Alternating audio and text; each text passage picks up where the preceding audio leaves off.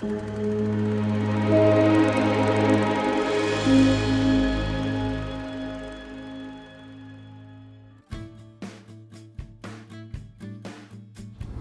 everybody and welcome to Jobs in Showbiz. My name is Olivia Gudaniec and we've got a pretty cool guest here. GERGELY KAPUS. And we're in his studio, so thanks for having us here. Oh, it's my pleasure. He's worked on shows such as Handmaid's Tale, Rain, Ransom, Murdoch Mysteries, Condor, and this has all happened pretty quickly for you. That's right, I would say in the last 2 years. Yeah, so you quit your other job to pursue being a storyboard and visual development artist. That's correct. And that's part of the art department in the film and television world, for those who don't know. So you have to tell me how that first gig unfolded. Yeah, so it was, well, my very first gig, I had only had one actually, in 2014, was for a commercial called I Can Afford College in the States. Okay. And I just started drawing and putting things online and telling people that I wanted to be a storyboard artist, that this is what I do. I had a friend who was an actor who actually lived in this building who forwarded my name to Canadian director Craig Goodwill. And Craig had given me an opportunity to do this commercial in the States, and he's done a couple of productions here in Canada as well. So yeah, I was just putting stuff out there, constantly pumping it out there. Guys, this is what I do. Exactly. You have your examples of your work, and eventually someone saw it because someone was looking for a junior storyboard artist. So I remember at the time I took 3 days off of work to do a 12 frame storyboard that paid $200. Oh, geez. Well, hey, it happens, right? That's right. You I start would do it too. I can do that in my sleep now. But yeah. At least you got paid for that first one. Absolutely. So is illustrating something that's always been a part of your life? Yeah, as far as I can remember. Yeah. I have a silly question. In regards to all the drawings, they're primarily black and white. Is there a reason for that? Like, is there an aesthetic rule book of how it's supposed to look, what fonts you're supposed to use, or? Okay, that's a really good question. So, essentially, because I think the primary objective of a storyboard is to give a sort of visual debut to a treatment or a script. So if we're just trying to figure out what something looks like, then color is not necessarily an important factor. Okay.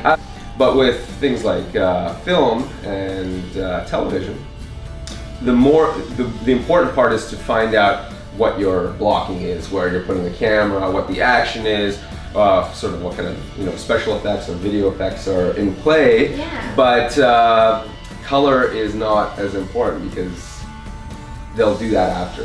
We're not trying to sell this idea anymore to someone. It's not about being pretty. This is more about how are we going to actually do it. So that's the difference between having something with color and not. Interesting, but there are some rare occasions where color is used. Within the shooting boards? Yeah, well, I mean, if there's like a gory scene or whatever, I'll add the red for the blood, or For dramatic yeah, exactly. I mean, you know what? It's also up to the director, I feel. And at what point in the filmmaking process are you hired? So I come in the pipeline of things? Yeah. Generally, I come in very early. Okay. So sometimes the script isn't even not been finished. So you're just in with the director and brainstorming? Or? Just last week I was working on something that had a television show here. Which will not be named. Which will not be named, which there's no script at this point to a certain section. And yeah, they pull you into board let's figure out, storyboard Are this you in segment. panic mode or something? No, I used to be. Now I just walk in there like, okay. What All do you right, want? let's do it. That sounds great. Yeah, that sounds good. Okay, yeah. So, and again, it's awesome because you have so much creative liberties. Okay. Well, what's your take on it? Okay. How would so you? you kind of get to give your opinion in the process. A visual opinion. Yes, absolutely. Yeah, it's essentially script writing, but with the drawings. Yeah. Awesome. And you went to Sheridan for marketing. Has that helped you in this job in any way? They prepared you for real life sort of situations and what to expect.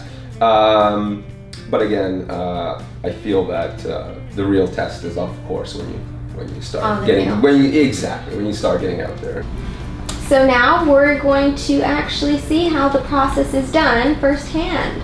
Let's watch the computer. Excellent. The drawings themselves obviously don't have to be any kind of Mona Lisas or anything, but you do have to understand basic principles of perspective, of gesture, of just composition. I mean, these are so important. Not all the shots are a lot of the shots are a little bit off kilter. So, and these are all things that you have to keep in mind when you're storyboarding, just to sort of give a better sense of the story itself. Till now, we're just using tone, a little bit of tone. It's black and white with a little bit of tone. And the other reason that I think I may not have mentioned, tone is great for pushing things, having things pop. So I use a combination of Photoshop and Painter.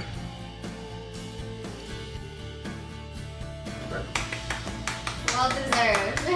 Good job. So now we're going to go through some storyboard frames and just see what we can learn. Let's take a look. Okay, great.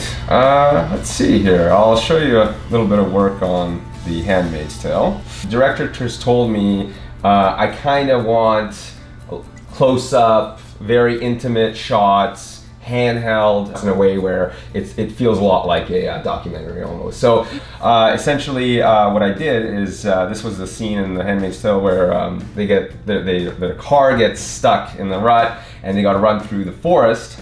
So a lot of lighting. I wanted to put a lot of sort of these rays of light that came in through the trees and everything. And this was an example of one of those situations where they actually put this into an animatic and to see in terms of timing how it would unfold because they weren't exactly sure yet how they were going to shoot it or what the pacing would be. So there's actually a video of this all put together with timing and a soundtrack, and it was awesome. What I wanted to show you actually was this.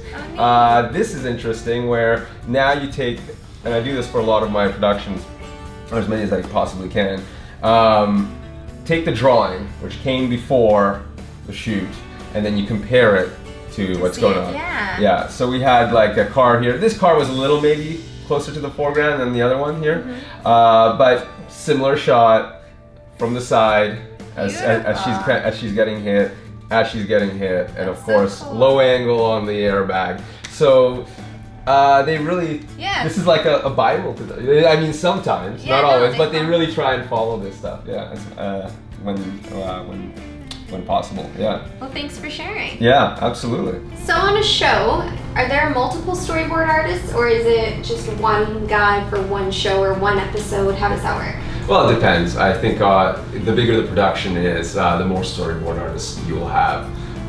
They do that for bigger productions where there's just such a huge volume of work that needs to be done that they allocate certain scenes to one artist. Okay, so you're not working together on the same thing, like, hey, you guys need to collaborate. No, I haven't had that experience, but I've had them more so where it's like, okay, you get scene 7, and this guy gets 8, 9, whatever. Okay, awesome. Yeah, and then maybe you meet after and you talk about it. What did you do? That's a lot of storyboarding.